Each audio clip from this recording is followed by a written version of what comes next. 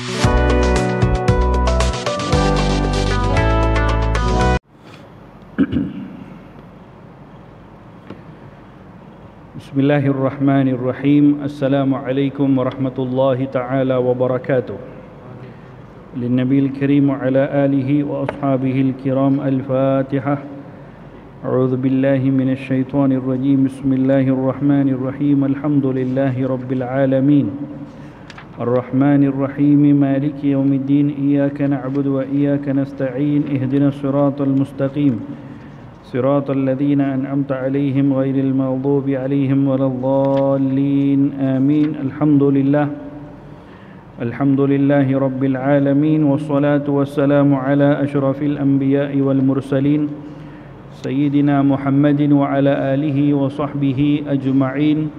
رب اشرح لي صدري ويسر لي أمري واحلل عقدة من لساني يفقه قولي. أما بعد، نوينا تعلم والتعليم والتذكر والتذكير والنفع والانتفاع والإفادة والاستفادة والحث على التمسك بكتاب الله وسنة نبيه صلى الله عليه وسلم والدعاء إلى الهدى وابتغاء مرضات الله وقربه سبحانه وتعالى.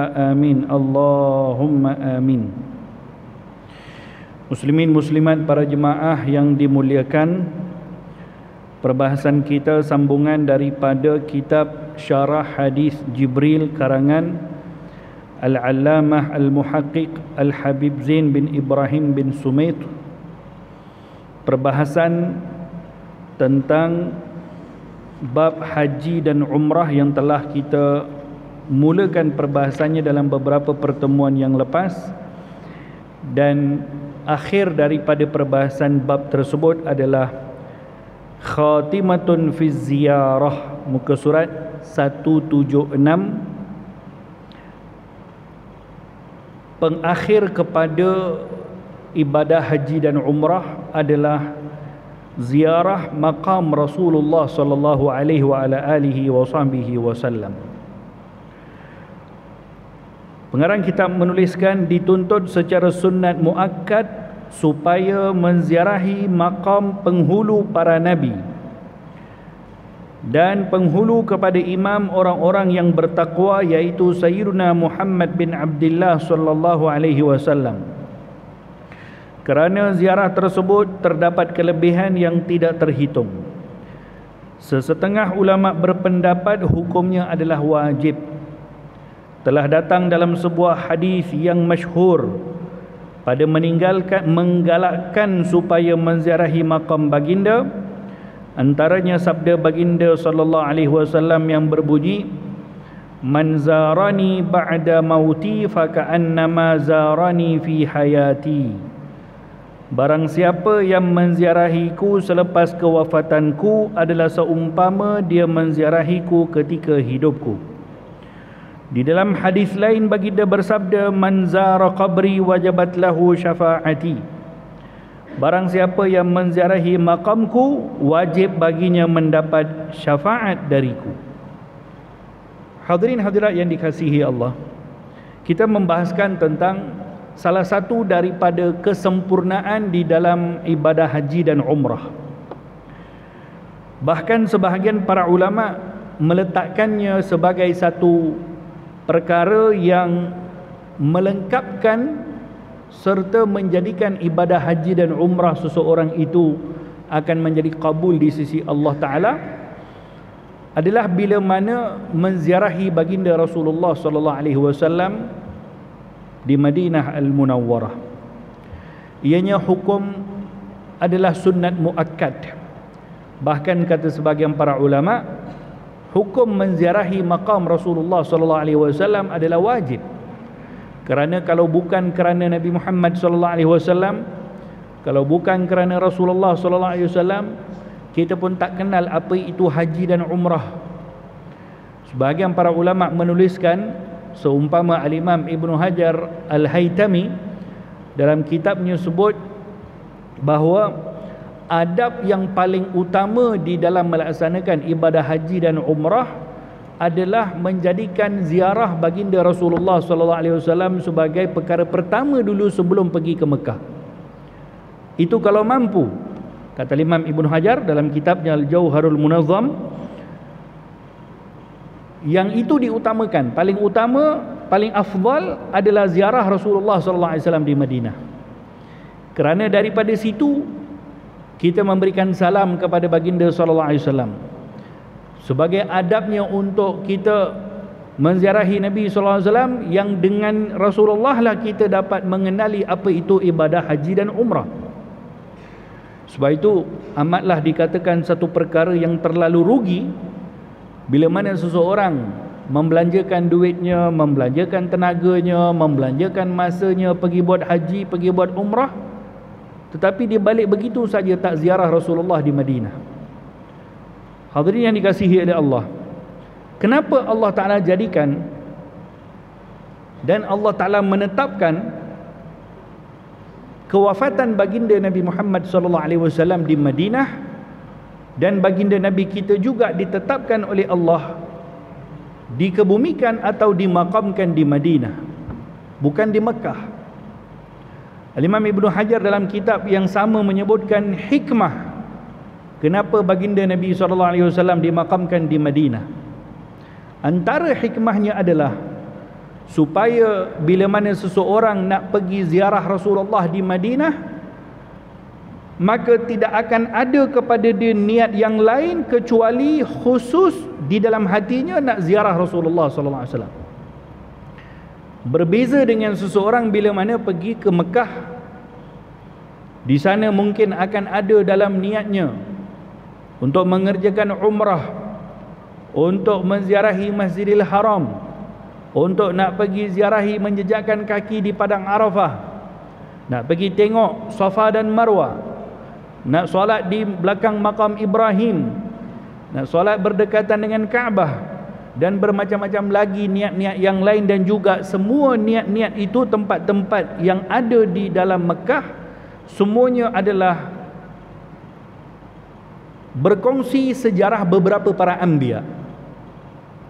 Ketika kita datang ke Masjidil Haram, kita melihat Kaabah, kita melihat Multazam, kita melihat makam Ibrahim, semua itu akan mengingatkan kepada kita akan sejarah Nabi Ibrahim, mengingatkan kepada kita firman Allah Subhanahu wa taala kepada Nabi Ibrahim untuk membangunkan Kaabah bersama Nabi Ismail puteranya. Mengingatkan kepada kita juga ketika kita melakukan sa'i di antara Safa dan Marwah, kita akan teringat akan sejarah ibu kepada Nabi Ismail alaihi salam, Sayyidatina Hajar, yang ditinggalkan oleh baginda Nabi Ibrahim dengan perintah dari Allah Ta'ala. Maka perjuangan Sayyidatina Hajar ketika itu pun akan kita teringat bila mana kita berjalan daripada Bukit Safa ke Bukit Marwah 7 kali. Ketika kita minum air Zam-Zam, kita juga akan teringat dengan sejarah Nabi Ismail alaihi salam. Kita pergi ke Padang Arafah, mengingatkan akan sejarah Nabi Adam alaihi salam. Demikian sejarah yang ada di bumi Mekah ini berkongsi dengan sekian banyak daripada para anbiya. Tetapi ketika seseorang berpergian ke Madinah Al-Munawwarah, sama ada dia pergi Mekah dulu untuk umrah atau haji, ketika dia akan mempersiapkan dirinya untuk pergi ke Madinah, waktu dalam perjalanannya yang akan menempuh, kalau naik bas 5 jam, kalau sekarang naik train 1 jam ke 1 jam berapa Allahu'alam. Ketika pemergiannya itu ke Madinah, tidak ada kepada dia niat yang lain kecuali sampai ke Madinah itu semua yang ada di Madinah hanya berkisar tentang sejarah Rasulullah sallallahu alaihi wasallam. Tidak ada satu kesan para nabi-nabi lain pun di sana. Sama ada kita pergi ke Masjidin Nabawi, sama ada kita pergi ke Masjid Quba, sama ada kita pergi ke Masjid Qiblatain, sama ada kita pergi ke Gunung Uhud, sama ada kita pergi ke Pasar Madinah, sama ada kita pergi ke Saqifah Bani Sa'idah. Kemanapun kita pergi di Madinah Al-Munawwarah, maka di sana tidak ada sirah seorang Nabi pun kecuali sirah baginda Nabi Muhammad sallallahu alaihi wasallam. Ini hikmah kata Imam Ibn Hajar Al-Haytami. Kenapa Allah Ta'ala jadikan, Allah Ta'ala tetapkan dengan kehendak Allah supaya baginda Rasulullah dimakamkan di Madinah, terasing daripada Mekah. Kalau di Mekah itu banyak lagi makam ataupun kesan-kesan ataupun kuburan para nabi yang lain. Sebagian para ulama menuliskan di dalam kitab-kitab mereka bahawa Nabi Ismail dan Sayyidatina Hajar dimakamkan di dalam Hijr Ismail. Ini tuliskan dalam kitab-kitab para ulama. Demikian beberapa keluarga Rasulullah sallallahu alaihi wasallam juga di Makkah Al-Mukarramah. Tetapi ketika kita nak pergi ke Madinah, di sana dalam hati kita hanya ada untuk menjejaki sirah seorang saja, iaitu Nabi Muhammad sallallahu alaihi wasallam. Inilah yang Allah Ta'ala nakkan. Ketika mana seseorang nak pergi menziarahi kekasihnya di Madinah, di dalam hati setiap orang akan ada hanya Rasulullah SAW. Tidak ada niat yang lain, tidak ada cerita para nabi yang lain, hanya khusus berpergian untuk menziarahi kekasih Allah Nabi Muhammad sallallahu alaihi wasallam. Maka tidak ada kesempurnaan kepada haji dan umrah yang dilakukan oleh seseorang kalaulah dia tidak menziarahi Rasulullah sallallahu alaihi wasallam, seperti yang disebutkan di dalam hadis ini. Baginda sebutkan, man zarani ba'da mauti fa ka'annama zarani fi hayati. Barang siapa yang menziarahiku selepas kewafatanku, dia adalah seumpama menziarahiku ketika hidupku. Jadi berpandukan kepada hadis inilah di mana kita akan merasa keseronokan, kita akan merasa, kita panggil macam satu perkara yang begitu kita tidak, istilahnya macam tak boleh nak kita terbayangkan betapa besarnya nikmat yang Allah berikan ketika kita berada di hadapan makam Rasulullah sallallahu alaihi wasallam untuk mengucapkan salam kepada baginda Rasulullah sallallahu alaihi wasallam. Kerana di dalam hadis ini Nabi sebutkan, barang siapa yang menziarahiku setelah kematianku, dia seolah-olah ziarah aku ketika aku hidup. Jadi apa maksud seolah-olah dia ziarah aku ketika aku hidup? Yakni apa-apa perkara-perkara yang kita perlu jaga ketika kita, kalaulah kita dapat jumpa Nabi Muhammad sallallahu alaihi wasallam di depan mata, bagaimana sikap agak-agak yang akan kita tunjukkan, bagaimana kita akan meletakkan diri kita. Kalaulah takdir Allah Ta'ala kita ni hidup di zaman Nabi sallallahu alaihi wasallam, tapi kita bukan orang yang terpilih di sisi Allah untuk itu, bagaimana agaknya sikap orang-orang yang akan berhadapan dengan Nabi Muhammad sallallahu alaihi wasallam? Demikianlah sikap yang perlu ada kepada seseorang, perasaan yang perlu ada kepada seseorang ketika dia sampai ke Madinah Al-Munawwarah untuk menziarahi Rasulullah sallallahu alaihi wasallam, dalam keadaan dia mengetahui bahawa insan yang akan diziarahi, yang akan dia pergi ke masjidnya, yang akan dilalu di hadapan makamnya untuk memberikan salam, insan inilah satu-satu orang yang akan selamatkan nanti di hari akhirat, yang akan pegang tangannya nanti di hari akhirat, yang akan memberikan syafaat kepadanya di hari akhirat. Tidak ada orang lain yang akan bantu seseorang di hari akhirat kecuali syafaat Nabi Muhammad sallallahu alaihi wasallam. Memahami perkara-perkara seperti ini dan mengetahui betapa agungnya kedudukan mulia baginda Nabi Muhammad sallallahu alaihi wasallam, dengan ilmu seperti inilah barulah seseorang itu ketika berada di makam Rasulullah sallallahu alaihi wasallam, dia akan merasakan perasaan seperti itu. Tetapi kalau tidak ada perkara seperti ini dalam hati seseorang yang sampai ke Madinah, maka dia akan merasa lebih takjub dengan perkara-perkara yang lain. Dia akan dikaburkan dengan perasaan menta'zimkan Rasulullah tadi dengan hiasan-hiasan yang ada begitu indah di Masjidin Nabawi.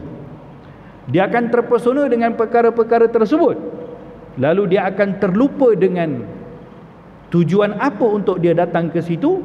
Maka tidak akan ada namanya satu perasaan yang begitu dia akan merasa teruja, kerana dia ketika itu akan berada di sisi Rasulullah SAW dalam keadaan Nabi tahu dia datang, Dalam keadaan salam yang diucapkan, Nabi akan menjawab salam tersebut. Dalam keadaan dia datang, Nabi tahu siapa yang datang, latar belakangnya macam mana, background kita macam mana. Hatta ketika kita lalu di hadapan Nabi, yang lalu di hadapan Nabi itu, Nabi pun tahu juga orang ini daripada kalangan ahli syurga atau ahli neraka, wal'iyadzubillah. Demikian sikap yang perlu ada kepada kita ketika menziarahi maqam Rasulullah sallallahu alaihi wasallam. Dan punca kepada dasar kepada apa yang saya sebutkan tadi, semuanya itu adalah kembali kepada manzarani ba'da mauti. Siapa dia yang menziarahi aku selepas kematianku, dia seumpama menziarahiku ketika aku hidup. Di dalam riwayat lain disebutkan, man zara qabri wajabat lahu syafaati. Barang siapa yang menziarahiku di makamku, maka baginya mendapat syafaat khas daripadaku. Ada syafaat khusus yang akan diberikan kepada mereka-mereka yang pernah menziarahi Rasulullah sallallahu alaihi wasallam. Di dalam satu riwayat lain disebutkan, al-bakhil, orang yang paling bakhil adalah orang yang mengerjakan haji dan umrah falam yazurni, tetapi dia tidak datang menziarahi aku.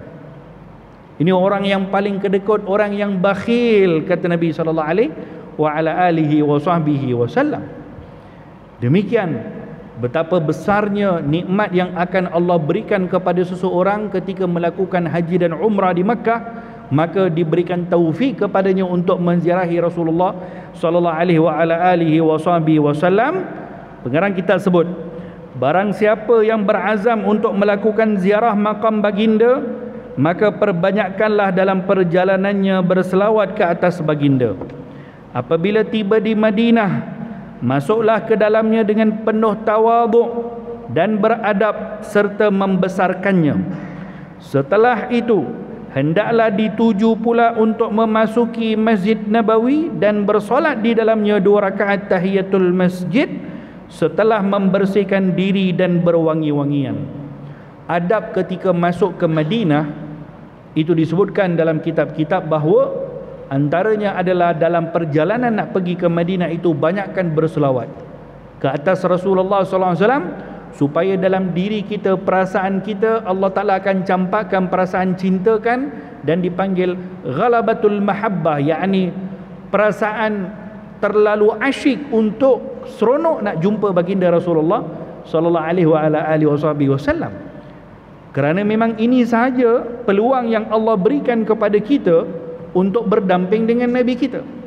Kita tidak pernah berpeluang seperti mana mereka-mereka yang hidup di zaman Nabi. Maka peluang yang akan hanya ada kepada kita saat hari ini hanyalah boleh berdamping dengan baginda Rasulullah sallallahu alaihi wasallam dengan menziarahi makam baginda dalam iman kita bahawa para anbiya ini mereka mempunyai kehidupan alam barzakh mereka yang tersendiri.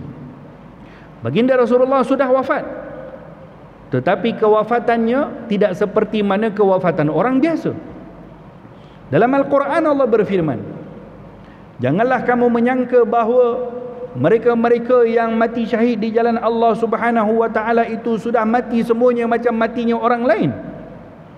Jangan kamu menyangka demikian. Bal hum ahya'un 'inda rabbihim yurzaqun. Ini merujuk kepada apa? Merujuk kepada alam barzakhnya mereka, kata ahli tafsir. Ini dalam Allah Ta'ala sebutkan untuk siapa ni? Mereka-mereka yang mati syahid di jalan Allah, yang berperang di jalan Allah, lalu mereka mati syahid. Lalu kata Allah Ta'ala, kematian mereka itu tak sama seperti mana kematian orang lain. Tak sama dari segi apa? Tak sama dari segi alam barzakh mereka yang Allah jadikan untuk mereka. Bal hum ahya'un inda rabbihim. Tetapi mereka itu adalah hidup di sisi Allah. Yakni apa maksud hidup di sisi Allah? Di alam malakut, yakni di alam barzakh. Yurzaqun. Yurzaqun itu merujuk kepada alam barzakh mereka.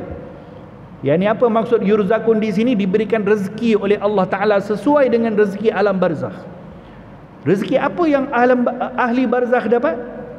Bukan dapat makan, dapat minum, rezeki yang dimaksudkan di sini adalah mereka diberikan nikmat daripada nikmat bahagian syurga dari Allah Subhanahu wa taala ketika di alam barzakh mereka. Ini alamul barzakh, kehidupan barzakhnya orang-orang yang mati syahid di jalan Allah Subhanahu wa taala. Lalu bagaimana agaknya kehidupan barzakhnya para anbiya? Bagaimana agaknya kehidupan barzakhnya baginda Nabi Muhammad sallallahu alaihi wasallam? Kita pun beriman di alam barzakh ni ada satu kehidupan. Ini iman kita. Seperti mana kita hidup di dunia, kemudian kita akan mati, lalu akan berpindah masuk kepada kehidupan yang satu lagi. Itu barzakh ini adalah satu alam. Ada kehidupannya, ada sistemnya di situ. Dia punya alam dia yang tersendiri. Dipanggil alamul barzakh, yang punya kehidupan. Tetapi kehidupan itu adalah di dalam alamul ruh. Jadi di sini kita boleh faham bahawa tidak ada istilah namanya yang sudah mati itu yang sudah mati, tak ada apa-apa faedah, tak ada apa manfaat. Tidak. Mereka punya alam barzakhnya. Mereka mendengar apa yang kita cakap. Kalau tidak, buat apa kita kalau lalu di hadapan kubur orang-orang Islam, Assalamualaikum dara qaumin mu'minin, kalau mereka tak dengar? Mereka dengar. Kita kalau pergi ziarah kuburan orang tua kita, Assalamualaikum dara qaumin mu'minin, kemudian kita akan bacakan Al-Fatihah, bukankah itu akan memberikan manfaat kepada mereka? Mereka tahu tak kita datang? Ya, mereka dengar. Baginda Rasulullah SAW ketika dalam peperangan Badar, dalam Sahih Bukhari, dalam peperangan Badar, setelah habis selesai perang Badar, ini jenazahnya orang-orang kafir termasuk Abu Jahal, Utbah, Syaibah, semuanya dikumpulkan lalu ditanam dalam satu lubang, dikatakan satu perigi, dan itu ditanam di tempat berlakunya perang Badar. Dan sampai ke hari ini tempat itu boleh dilihat tempat tertanamnya jenazah orang-orang kafir seperti Abu Jahal, Utbah, Syaibah dan sebagainya. Dan di satu lagi tempat Maidanul Badar, itu ada di situ kurang lebih 17 para sahabat yang mati syahid dalam perang Badar ditanam di situ. Jadi dua tempat yang berbeza tapi dalam satu kawasan yang besar. Jadi di situ ditanam juga orang-orang kafir. Setelah ditanam, baginda Rasulullah SAW datang berdiri di hadapan tempat ditanamnya Abu Jahal, Utbah, Syaibah dan pembesar-pembesar Quraisy yang mati di situ, ditanam di situ. Nabi berdiri. Kemudian apa yang Nabi sebutkan? Ya Aba Jahal, ya Utbah, ya Syaibah, wahai Abu Jahal, wahai Utbah, wahai Syaibah, atadhunnuna ma wa'ada Rabbi haqqa? Adakah kamu telah melihat sekarang ini apa yang dijanjikan oleh Tuhan aku adalah benar-benar berlaku kepada kamu? Ini apa yang dijanjikan oleh Tuhan aku menurut Rasulullah? Alam akhirat. Adanya kehidupan hari akhirat untuk beriman kepada Allah. Kalau tidak beriman kepada Allah, kalau mati masuk neraka akan diazab. Yani dia sudah masuk ke alam barzakhnya itu. Nabi sebutkan di luar tu Nabi berdiri di kuburannya Abu Jahal. Sekarang kamu nampak tak wahai Abu Jahal? Adakah sekarang kamu sudah melihat apa yang telah dijanjikan oleh Tuhan aku? Sahabat di sebelah Nabi tanya, ya Rasulullah, adakah mereka dengar apa yang kau cakap? Kata Nabi SAW, mereka di alam barzakh ini, yakni di kubur ini, mendengarnya itu lebih daripada apa yang kamu duduk sebelahku dengar. Ini Nabi berbicara tentang siapa ni? Tentang orang kafir yang punya kehidupan barzakhnya, tapi punya kehidupan barzakh yang menyeksakan.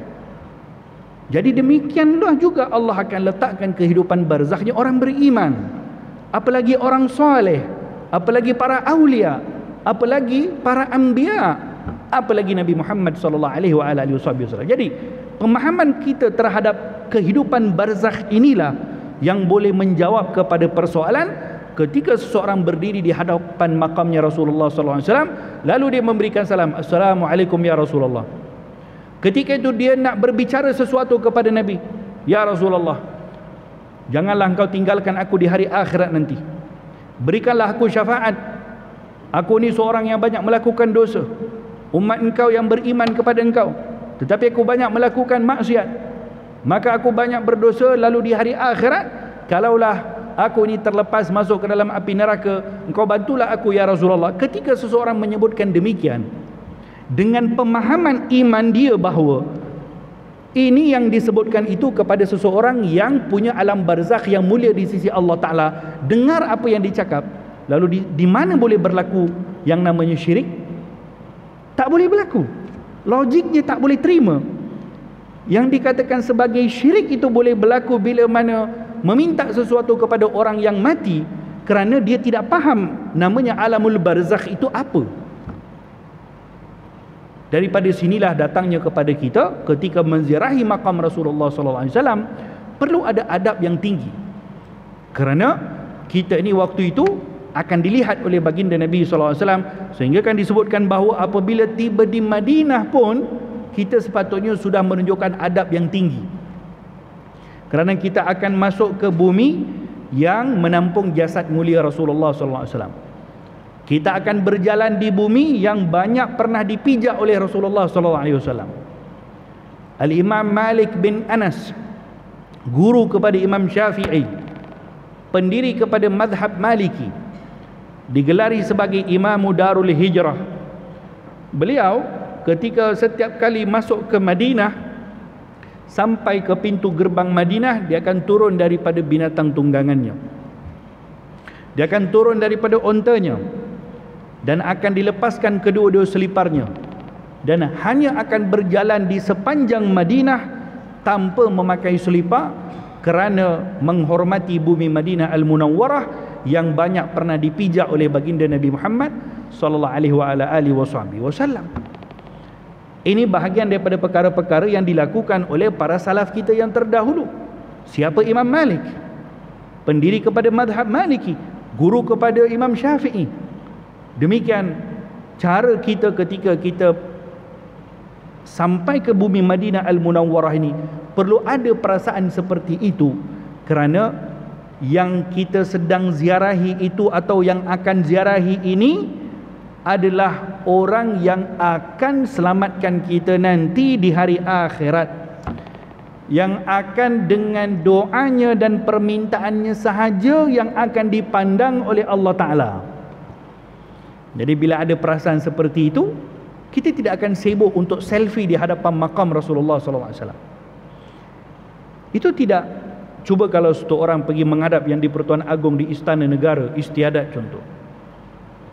Oh Masya Allah, Tabarakallah. Bagaimana agaknya diberikan taklimat kepada dia, cara berjalannya sekian, tunduknya sekian, nak bersalamannya sekian, nak gostan baliknya sekian. Ini protokol yang patut dihormati. Kerana apa? Kerana kemuliaan kedudukan itu.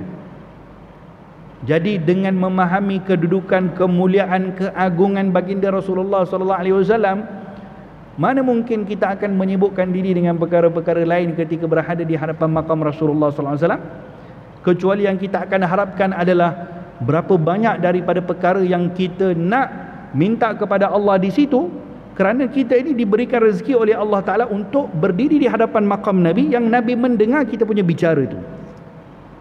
Nabi mendengar kita punya bicara. Tapi ialah zaman sekarang mungkin kita tak boleh untuk berdiri lama di situ. Tapi paling tidak kita punya hati kita itu yang akan merasakan gementarnya hati kita. Rasa kita panggil, bagaimana kita panggil macam hati kita yang terlalu merasakan keta'ziman baginda Rasulullah, maka itulah yang akan menterjemahkan bagaimana sikap kita ketika menziarahi makamnya Rasulullah sallallahu alaihi wasallam. Kemudian kata pengarang kitab, setelah kita masuk ke dalam Masjidin Nabawi, solat tahiyatul masjid, kemudian barulah menuju ke makam baginda dan menghadap ke arah baginda yang mulia lebih kurang 4 hasta dari dinding makam, lalu memberikan salam. Assalamualaikum ya Rasulullah, Assalamualaikum ya Nabi Allah, Assalamualaikum ya Habib Allah, dengan beberapa sirah ataupun lafaz-lafaz salam yang lain. Kemudian kembali ke tempatnya semula dalam keadaan menghadap makam baginda yang mulia. Perbanyakkan tunduk, doa dan selawat ke atas Rasulullah serta bertawassul dengan baginda, memohon kepada Allah Ta'ala dalam menyelesaikan segala permintaan di dunia dan di hari akhirat. Sesungguhnya baginda adalah perantara yang sangat agung kepada Allah dan pemberi syafaat yang paling pemurah di sisinya. Kemudian setelah itu baru kita pergi memberikan salam kepada Sayyidina Abu Bakar Siddiq radhiyallahu anhu arda. Assalamu alayka ya khalifat Rasulillah. Kemudian beranjak sedikit pergi memberikan salam kepada Sayyidina Umar Al-Khattab. Assalamu alayka ya Amirul Mukminin Umar bin Al-Khattab. Dan ada beberapa sirah ataupun kaifiat yang pelbagai cara yang dituliskan oleh para ulama untuk kita menjadikan panduan ketika memberikan salam. Tetapi paling tidak lafaz-lafaz seperti itu tadi. Dan setelahnya itu kita pun berdoa kepada Allah Subhanahu wa taala dengan beranggapan bahawa betapa berkatnya tempat yang kita berdiri. Jasad Rasulullah sallallahu alaihi wasallam itu ada di sana. Kerana Allah Subhanahu wa taala, baginda Rasulullah sebutkan di dalam hadis dalam riwayat Imam Tirmizi, innallaha harrama 'alal ardi an ya'kula ajsadal anbiya. Allah Taala mengharamkan untuk bumi ini untuk memakan jasadnya para anbiya. Jadi jasadnya para anbiya tidak akan dimakan oleh bumi. Ini hadis Rasulullah sallallahu alaihi wasallam. Oleh yang demikian, kalaulah kita pergi ke situ dengan ilmu dan perasaan seperti ini, maka kita akan merasakan betapa berharganya detik-detik kita berada di sisi maqam Rasulullah sallallahu alaihi wasallam. Termasuk juga ketika berada di sana adalah untuk kita menziarahi ataupun mengambil peluang untuk kita berada di raudhah. Dipanggil sebagai raudhah. Ma baina qabri wa mimbari raudhatun min riyadil jannah. Hadis dalam Bukhari, kata baginda Rasulullah SAW, di antara kuburku dan mimbarku merupakan satu taman daripada taman-taman syurga. Kenapa dinamakan raudhah? Dalam riwayat lain Nabi sebutkan ma baina baiti wa mimbari, di antara rumahku dan mimbarku. Itu kawasan yang sangat kecil, dipanggil raudhatun min riyadil jannah, taman daripada taman syurga. Kerana sebagian para ulama mengatakan sifat syurga itu ada di sana. Apa maksud sifat syurga? Yakni di syurga ini, ahli syurga kalau masuk syurga minta apa pun dapat. Yang nak bagi tahu begitu tempat itu tempat yang mustajab doa. Dan ini tempat yang Nabi pernah memberikan isyarat. Dan inilah tempat yang biasanya kita akan berebut untuk masuk. Walaupun sekarang ni dah ada sistem, ada aplikasi sekarang ni, pakai apps baru boleh masuk. Bagus. Jadi supaya tak berebut sangat dan sebagainya, agak sistematik, semua orang pun dapat solat dengan cara yang mudah, walaupun mungkin kena beratur panjang. Dan tempat-tempat seperti ini, kita bila sampai, kita membayangkan bagaimana kehidupan Rasulullah ketika berada di Madinah waktu itu, yang kehidupannya itulah menjadikan kita ini boleh beragama dengan agama Allah Ta'ala sehingga ke hari ini. Setiap sudut-sudut yang ada di dalam raudhah itu semuanya punya sejarah. Tiang-tiang yang ada di dalamnya punya sirahnya, punya sejarahnya yang tersendiri. Mimbar yang ada di situ punya sejarahnya. Demikian kawasan-kawasan yang ada di sekitar daripada Masjid Nabawi, semua itu punya sejarahnya. Maka dalam hal-hal seperti ini, kita yang pergi ke sana perlu membekalkan diri kita dengan ilmu-ilmu seperti ini, supaya kita pergi situ sedikit banyak penghayatan terhadap sirah Rasulullah sallallahu alaihi wasallam itu akan boleh melekat dalam jiwa kita. Di dalam raudhah Nabi sallallahu alaihi wasallam, kita boleh melihat di situ ada mihrab Rasulullah sallallahu alaihi wasallam, tempat Nabi kita menjadi imam. Di sana ada mimbar. Di sana juga ada mimbar yang lama, tapi sekarang dah tak ada dah mimbar yang lama. Mimbar yang lama yang dimaksudkan adalah tempat di mana mimbar yang pernah ketika Nabi berkhutbah pada mimbar yang baru, mimbar yang lama tu ada satu batang pokok kurma yang menangis. Disebutkan dalam hadis. Jadi itu mimbar lama tu sudah tidak ada. Tetapi di mana kedudukan mimbar itu pernah ada, itu jaraknya daripada mimbar yang baru. Sekarang ni kalau kita pergi ada mimbar tu mimbar baru, dan menghala ke maqam lebih kurang 8 langkah. 8 langkah yang biasa, disitulah dikatakan bahawa tempat yang mimbar pertama didirikan di Masjidin Nabawi oleh Rasulullah sallallahu alaihi wasallam. Setelah Masjid Nabawi ini dibesarkan sekali lagi, maka sahabat binakan satu mimbar yang baru. Dan kawasan mimbar yang baru itu dibina, itulah sekarang ni ada mimbar yang digunakan oleh imam di Masjidin Nabawi hari ini. Mimbar baru memang ada di zaman Rasulullah, tapi sebelumnya ada satu mimbar yang lama yang pernah berlaku kisah tangisan batang pokok korma di atas mimbar. Itu perkara-perkara seperti itu, kita ni menjejakkan kaki ke tempat-tempat seperti itu. Tempat yang Nabi kita qiyamul lail, tempat yang Nabi kita sujud kepada Allah Ta'ala, tempat yang para sahabat berdoa, dan tempat yang baginda Rasulullah pernah menjanjikan syurga kepada sekian ramai daripada para sahabat. Semua ini kalau kita sedikit banyak ada usaha untuk mengetahui perkara-perkara seperti ini, maka kita akan rasa seronok bila pergi ke Masjidin Nabawi atau pergi ke Masjidil Haram, dan juga untuk kita ibadah-ibadah yang lain di situ. Tapi kalau tidak ada apa-apa kesedaran dalam hal seperti ini, ya kita akan masuk Masjidin Nabawi, Masya Allah, Tabarakallah, cantik betul. Lampu-lampu ni balik rumah nak beli satu lampu macam ni masuk kat rumah aku. Masya Allah, Tabarakallah, kapetnya cantik, Masya Allah. Masya Allah, Tabarakallah, airconnya daripada tiang keluar aircon pula.